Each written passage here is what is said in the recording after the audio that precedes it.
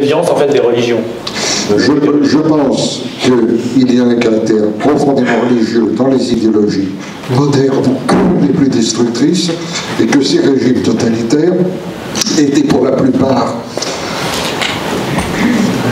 organisés véritablement sur le modèle de l'Église, avec un chef tout-puissant représentant Dieu le Père, toujours sous une forme dégradée et parodique, hein, un décor d'élite qui représentait l'Église, le clergé, une communion des saints, enfin, on voit très bien, et des aspirations qui étaient bien souvent totalement eschatologiques, qu'il s'agisse du Reich de Milan, de la société sans classe, ou que sais-je. Donc ce point me paraît discutable. Mais ce sont là, j'en suis bien conscient, des détails. Hitler, avatar du pape, ce n'est quand même pas, ou plutôt le pape avatar d'Hitler, c'est quand même pas... Oui, vous parlez de quel pape? Je ne sais pas, apparemment, il y a un lien entre les deux. Je pense que Rémi Braque va réagir à cet aspect-là. Je veux dire que dans le régime totalitaire, vous avez une sorte de pape laïque, n'est-ce pas, qui est investi d'une autorité, comment dire, pas divine, mais le modèle est exactement le même. Hein. Il y a eu dans l'émergence de la modernité une très forte influence du modèle de la souveraineté divine et de la souveraineté papale pour justifier la souveraineté de l'absolutisme, par exemple. Alors, messieurs, il me reste quelques minutes pour partager quelques questions, beaucoup d'ailleurs, je ne vais pas les mentionner puisque vous y avez partiellement répondu.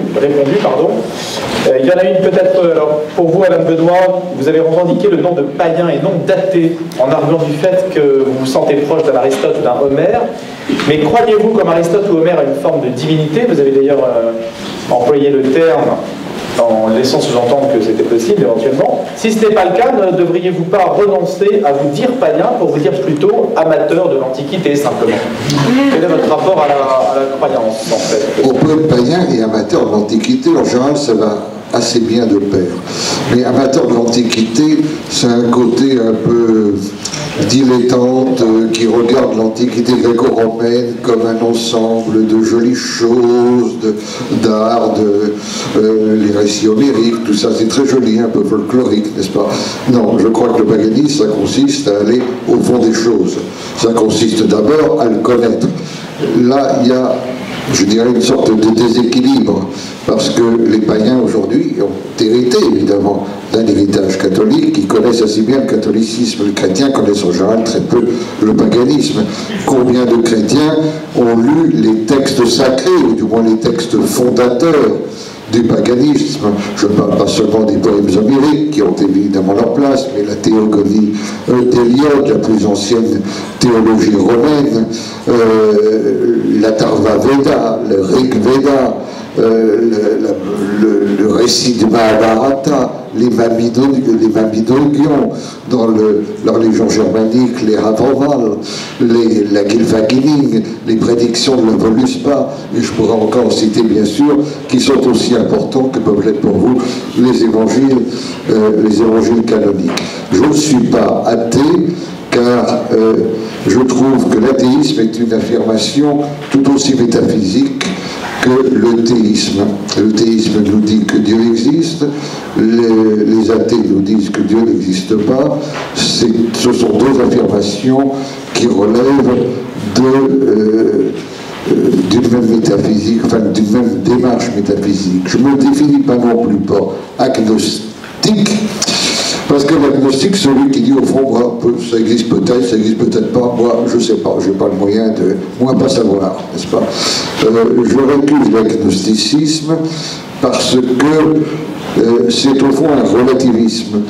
Je suis très contextualiste, mais je ne suis pas du tout relativiste. Et pour que les choses soient bien claires, je crois profondément à la vérité. Simplement, je ne la définis pas à la façon de saint Thomas comme l'adéquation de l'intellect à la chose, n'est-ce pas? Je la définis comme, d'une manière phénoménologique, comme ce qui apparaît à l'homme lorsque la chose sort de l'oubli. Là, évidemment, Rémi Braque sait bien que je me réfère à Heidegger, et au terme même de la vérité au sens grec, aletheia. Aletheia, l'été, c'est l'oubli, c'est ce qui sort de l'oubli. Lorsque Cels écrit son manifeste antichrétien qui s'appelle le Discours vrai, c'est Aletes Logos. Discours vrai qui, par parenthèse, a opportunément disparu, puisqu'on n'en connaît que les extraits qu'a s'est efforcé de réfuter Eugène. D'ailleurs, toute cette littérature-là a disparu très opportunément, que ce soit celle de Julien, de Porphyre, de Cels, etc. Bien. Donc, la vérité, pour moi, c'est ce qui sort de l'oubli, et c'est en cela que j'adhère au schéma heideggerien, selon lequel toute la métaphysique occidentale nous a fait rentrer dans la période de l'oubli de l'être, de l'oubli d'un être qui n'est pas la simple addition des étangs et qui n'est pas non plus l'étang suprême. Une dernière question peut-être pour vous deux, qui est en lien avec le mot Europe que nous avons exploré. Qu'espérez-vous? Y a-t-il des choses à espérer pour l'Europe, Rémi Brague? Est-ce qu'il y a un souhait? Est-ce que Alain Benoît se réjouit de la disparition progressive sociologique du christianisme? Ce serait une question aussi qu'on peut lui poser. Que va-t-il advenir dans l'ère qui s'ouvre? Est-ce que vous avez une appréciation de conclusion sur ce point, ou une espérance, puisque vous portez l'espérance, une religion d'espérance, Rémi Brague, ce soir? Oui, j'ai effectivement une espérance, mais je n'ai pas tellement d'espoir. Je suis d'un tempérament que l'on appellerait pessimiste, c'est comme ça, je veux dire, ça n'a pas du tout, c'est pas une position philosophique, c'est presque une position de tempérament, ça a sans doute du rapport avec ma digestion, je ne sais quoi, enfin, c'est vraiment de l'humeur. Hein. Donc je me méfie moi-même de la façon dont je vois, c'est un peu spontanément, les choses à travers des lunettes grises. Il y a des gens comme ça qui sont maladivement optimistes, d'autres qui, moi, je serais plutôt maladivement pessimiste, donc je me méfie de ça. Alors, ce que j'espère pour l'Europe, je l'ai dit dans 2 ou 3 écrits, c'est qu'elle cesse de se haïr soi-même, qu'elle arrive à avoir un rapport pacifié avec son passé, qu'elle se repente effectivement, mais qu'elle ne se livre pas à cette parodie, à cette singerie de la confession qu'est la repentance sans absolution. Car c'est à ce jeu-là, à ce jeu pervers, que nous jouons, en tout cas qu'une bonne partie de l'intelligentsia européenne, peut-être, surtout française, je ne sais pas, ça n'est pas important, c'est à ce jeu-là que nous jouons depuis quelques dizaines d'années. Alors j'aimerais que nous sachions reprendre ce rapport pacifié qui est la manière d'avoir envie de continuer, d'avoir envie d'ouvrir un avenir. Il faut avoir un rapport sain avec la tradition, au sens très actif de ce terme, la transmission, ça n'est pas du tout être crispé sur le passé, c'est au contraire vouloir transmettre, savoir que l'on s'est soi-même reçu de quelque chose, ou de quelqu'un, ou de quelques-uns, ou d'un tas de monde, et vouloir continuer plus loin, approfondir, prolonger. C'est ça mon espérance. Je souscris presque point par point à l'espérance de Rémi Brague. Il y a une question, je crois, qui m'a été posée, est-ce que je me réjouis de l'affaiblissement du christianisme, vaste sujet, ce qui mériterait lui aussi tout un débat, la privatisation de la foi, le déclin de la pratique, etc. Je m'en réjouirais si je voyais se dessiner quelque chose de meilleur. Je ne le vois pas. J'ajoute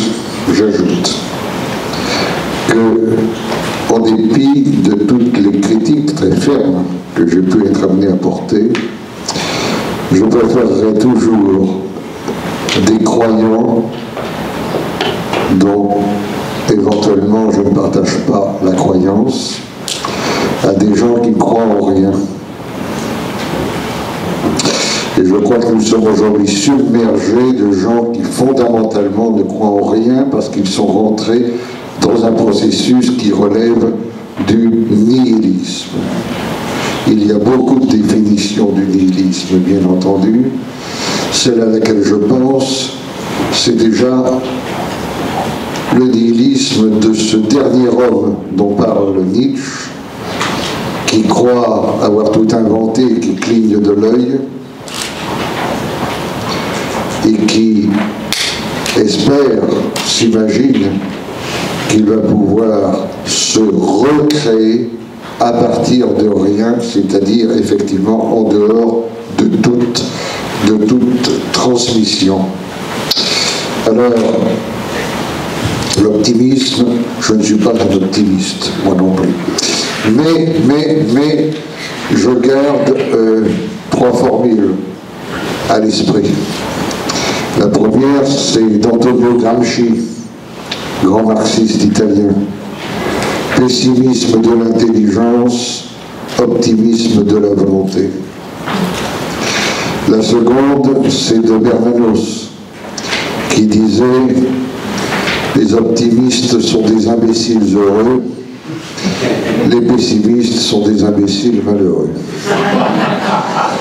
Et la troisième, c'est une affirmation qui a été 100 fois répétée par mon ami Dominique Vénère, dont j'ai admiré le suicide, car en temps de paix, le suicide est pour moi la façon la plus noble de mourir, et qui rappelait que dans les moments de nuit et de désespoir, il faut se rappeler que par définition, l'histoire humaine est toujours imprévisible et qu'elle est toujours verte. Je vous remercie.